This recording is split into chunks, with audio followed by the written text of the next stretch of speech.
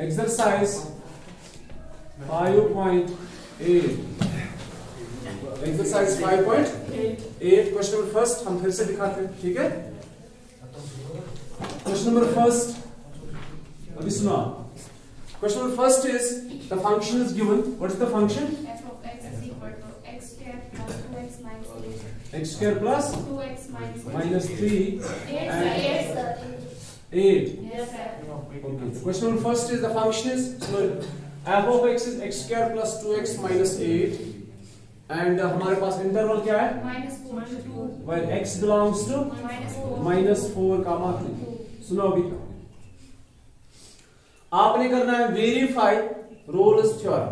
Okay, अगर verify हो गया ना रोल्स थ्योरम तो हमें निकालना है वैल्यू ऑफ c। तो हम शुरू करेंगे यहां से सॉल्यूशन से। सबसे पहले पहला point f of x is a polynomial। Word क्या चेक क्यों करो? कंटिन्यूअस है ना। Yes, sir. f of x is a polynomial function,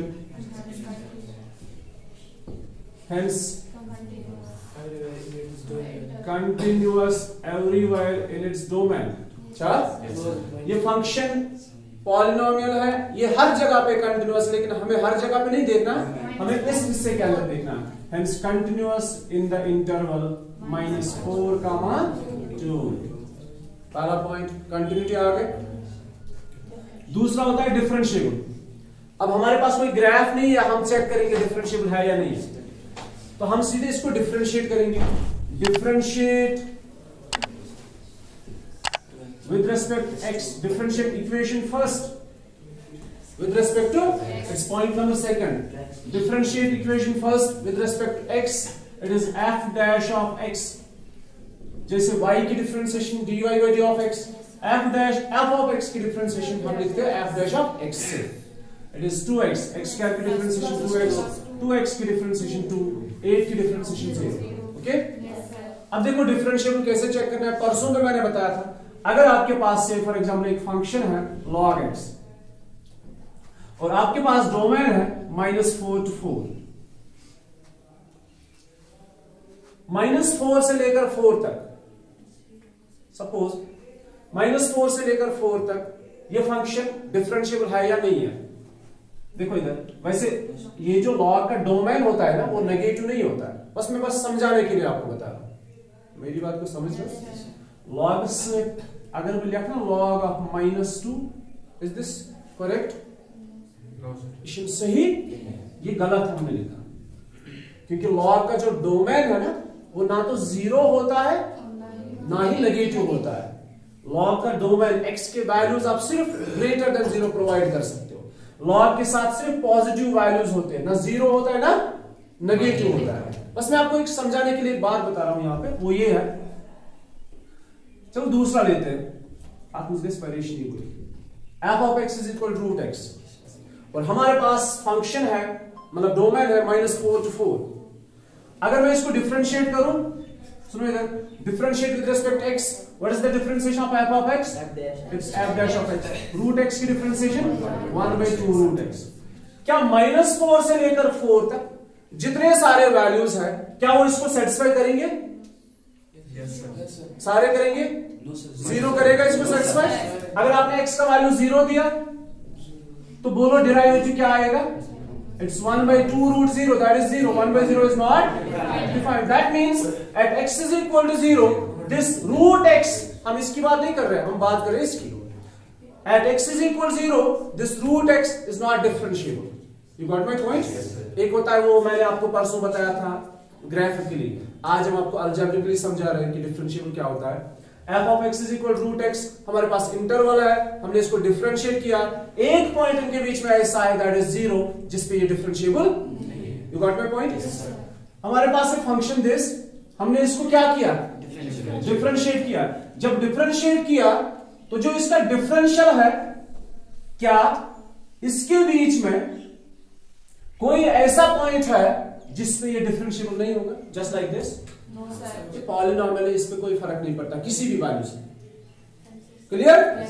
इस पर बताऊं तो उस x से फर्क पे वहां डिनोमिनेटर तो 0 बना। ये पॉलिनोमियल है, इस पे कोई फर्क नहीं पड़ता, तो ये हमेशा डिफरेंशिएबल होगा तो ये इनके बीच में भी डिफरेंशिएबल होगा।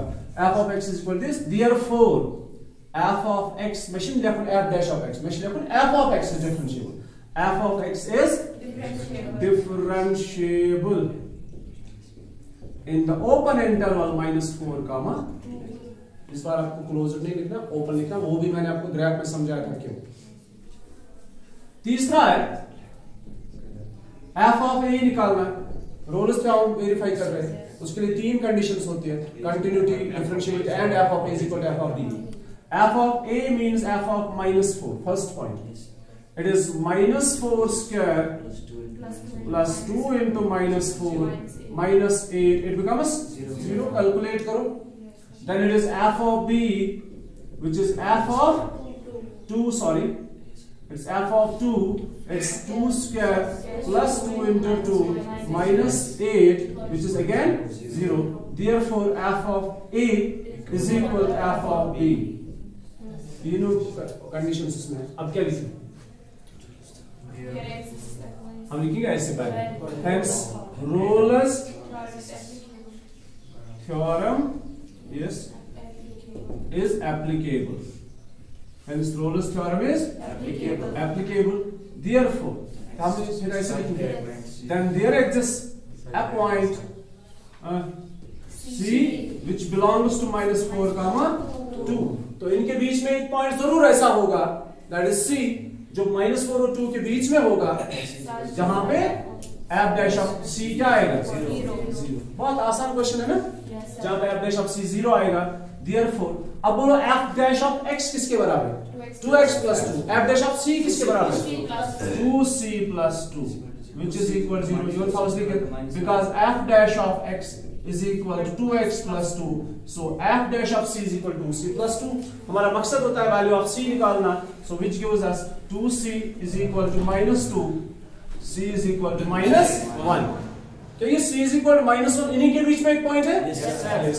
c which belongs to -4 comma 2, ये हमारा मकसद होता है, ठीक है, वैल्यू ऑफ c। outro भी question question number 3 important question है, तो क्वेश्चन देखो, बहुत अच्छा क्वेश्चन है,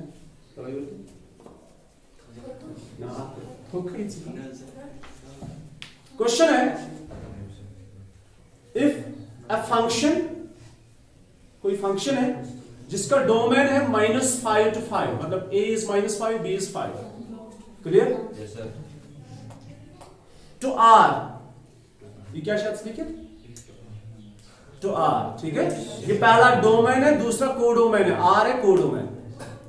अब देखो इस डिफरेंशिएबल फंक्शन, क्वेश्चन क्या है, it's a differentiable function, and remember one thing, एक थ्योरम है, दूसरे एक्सरसाइज जो हमने पढ़नी थी ना, उसमें एक थ्योरम है कि अगर कोई फंक्शन कंटिन्यूअस है, मेरी बात सुनो ध्यान से, व्हाट द मोस्ट कंसेप्ट जब में गुम सिस्के एक्चुअली मत या तब क्वेश्चन किया तमे वजह से सिस्के दिल से इस क्वेश्चन पर कुछ जरूरी था। अभी मेरा सुनो, एक थ्योरम है कि अगर कोई फंक्शन कंटिन्यूअस है, ये मॉडुलस फंक्शन है, ये कंटिन्यूअस है, if a function is continuous then this function may or may not be differentiable. You got my point? अगर का फंक्शन कंटिन्यूअस है, ये जरूरी नहीं है कि वो हर एक पॉइंट पे डिफरेंशिएबल है। देखो ये मॉडुलस फंक्शन है, ये कंटिन्यूअस है, बट ये इस पॉइंट पे डिफरेंशिएबल वो क्या है, थ्योरम में जाएगा, if a function is continuous it may or may not be, if a function is continuous it is differentiable, a function is continuous it's not differentiable at this point, so the theorem is if a function is continuous it may or may not be differentiable, okay? दूसरा इसी theorem का converse है, if a function is differentiable, अगर का function differentiable आस तेरे आस हमेशा क्या continuous, clear? If a function is differentiable then it is necessary कि ये continuous भी होता है, तो पहला हमने पढ़ा if a function is continuous it may or may not be differentiable, if a function is differentiable then it's continuous, ये मैंडेटरी है कि ये continuous भी होगा, मतलब आवाज समझ थ्योरम को सॉल्व करो। तो यहां पे लिखा है कोई फंक्शन है जिसका डोमेन आपको गिवन है -5 to 5, it is differentiable function and if f dash of x does not vanish क्या हुआ? खत्म कैसे होता है? जब जीरो आता है। ये बोल रहा है कि ये कभी जीरो नहीं आ रहा है। And if f dash of x does not vanish then prove that f of -5 is not equal to f of theta. वो इस तो कभी को था असल क्वेश्चन। अभी आप इधर ध्यान दें, लेट करेंगे कोई फंक्शन वाइज है जो f of x है और इसका जो डोमेन है वो है -5 to 5, मतलब a is -5 b is 5, जैसा हमने पढ़ा। ठीक है बेटा, a और b के वैल्यूज हम ऐसा करेंगे। इधर देखो, इट इज गिवन दैट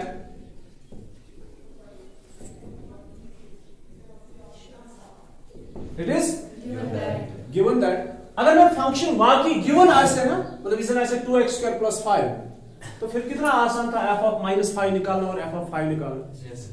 वो तो पता चलता वहीं पे कि ये इक्वल है या, लेकिन फंक्शन गिवन नहीं है, कोई पर्टिकुलर फंक्शन गिवन नहीं है। तो हमने लेट किया कोई फंक्शन, उसका डोमेन गिवन है। ठीक है, it is given that f of x is differentiable, पहले लिखेंगे differentiable। It is given that f of x is differentiable, okay? तो फंक्शन डिफरेंशिएबल है, then by theorem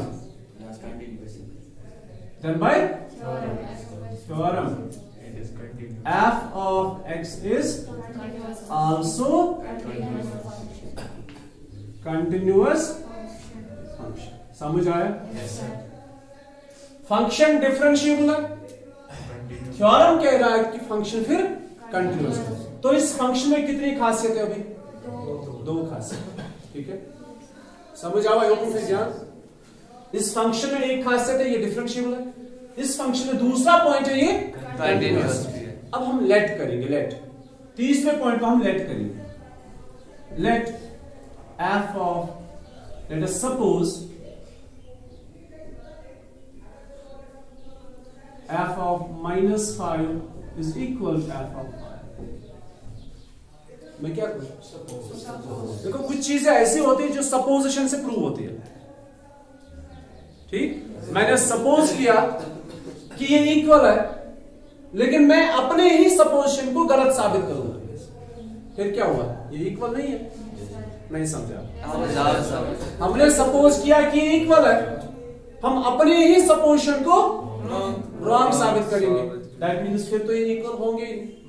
अब देखो इस फंक्शन में कितने पॉइंट्स आ रहे हैं। पहला पॉइंट ये डिफरेंशिएबल है, दूसरा पॉइंट ये कंटिन्यूअस है, तीसरा पॉइंट मैंने सपोज किया, मान लो ये इक्वल है, तो फिर इसमें क्या खासियत है? ये तो फिर रोल्स थ्योरम एप्लीकेबल है ना, hence contradiction.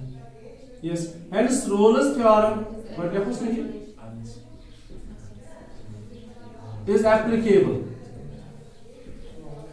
and this Rolle's theorem is applicable. You got my point? Yes, sir. Then there exists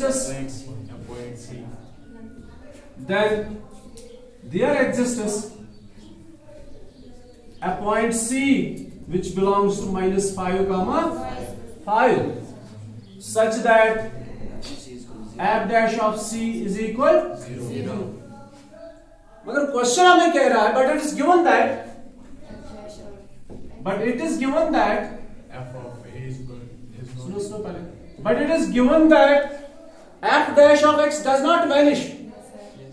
It's given that f dash of x does not vanish। Therefore, till our question f dash of x is not equal to 0। अब सुनो contradiction कहां पे? हमने कहां पे अपने supposition को गलत साबित किया। देखो मैंने तीन चीजें गिवन थी, ये सही है, ठीक है, इनमें कोई सपोजिशन नहीं है, ये गिवन है। एक गिवन था, दूसरा भाई थ्योरम है, और थ्योरम वो होते हैं जो साबित करता है कि ये सही है। तीसरा हमने सपोज किया, ये वाला पॉइंट। अब रोल्स थ्योरम एप्लीकेबल है। रोल्स थ्योरम फिर कह रहा है कि अगर ये तीन चीजें हैं तो f डैश ऑफ c किसके बराबर होता है? मतलब f डैश ऑफ x होता है 0 के बराबर। वो कोई पॉइंट होता है सी। लेकिन क्वेश्चन कह रहा है कि ये जीरो कभी नहीं है। जो हमने रोल्स थ्योरम का बोला ना ये जीरो है, अब यहां पे झगड़ा शुरू हुआ। रोल्स थ्योरम बोलता है ये जीरो है, क्वेश्चन कह रहा है ये जीरो, लेकिन रोल्स थ्योरम क्यों बोल रहा है जीरो? ये तो बेचारा तीन कंडीशन। अब इनमें से रोल्स थ्योरम इसको पता चला कि कोई एक इनमें से गलत है। कौन गलत है? देखो ये तो गलत हो ही नहीं सकता, ये तो इसको क्वेश्चन ही बोल रहा है, जज बोल रहा है, ये भी गलत हो ही नहीं सकता। अब कौन सा इसमें गलत है? आया सुनो, in contradiction to the fact,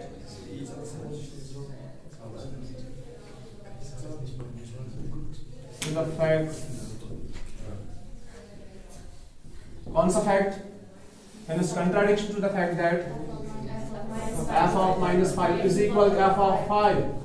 ना इससे contradiction है, कहाँ पॉइंट से? f of minus 5 is equal to f of, therefore f of minus 5 is not equal to f of 5. समझ रहा हूँ? Yes sir. वो क्वेश्चन हो सही? मजेदार। मीन वैल्यू थ्योरम इस बार। What is the function? f of x is equal, question number 4 को क्या करोगे? खुद से करोगे, क्योंकि अगर आपको क्वेश्चन नंबर 5 आता है ना, ये क्यूबिक वाला इसलिए मैं दिखा रहा हूं, उसमें तो क्वाड्रेटिक है, वो तो ज्यादा आसान है। तो 4 आप खुद से करोगे, उसमें भी मीन वैल्यू थ्योरम है, और ये जो 5 है ना ये मैं दिखा रहा हूं। अब बोलो x cube minus 5x square minus 3x, बस इतना ही है ना? While x belongs to a comma b, while a is equal to 1, b is equal to 3, तो असल में ये इंटरवल है 1, 3। अभी इधर ध्यान। तो सॉल्यूशन में सबसे पहले f of x is a polynomial, yes, hence continuous function in the interval 1, close है, ठीक है? पहला पॉइंट आ गया। दूसरा, अब करेंगे डिफरेंशिएट विद रिस्पेक्ट x किसको? फर्स्ट को differentiate equation first, both sides with respect to x. It is f dash of x. It's 3x square minus 5, 10x, 5 और 10, 10x minus 3, ठीक? अब क्या इस इंटरवल में मैं इसे लिखूंगा पहले, hence f of x is differentiable किस हिस्से में? इन द ओपन इंटरवल 1, अब खुद से आप देखो, क्या इस हिस्से में कोई ऐसा पॉइंट है जिससे ये नॉन डिफाइंड बन जाएगा? नहीं बन जाएगा, तो फिर क्या है? डिफरेंशिएबल है, hence this is differentiable in this interval.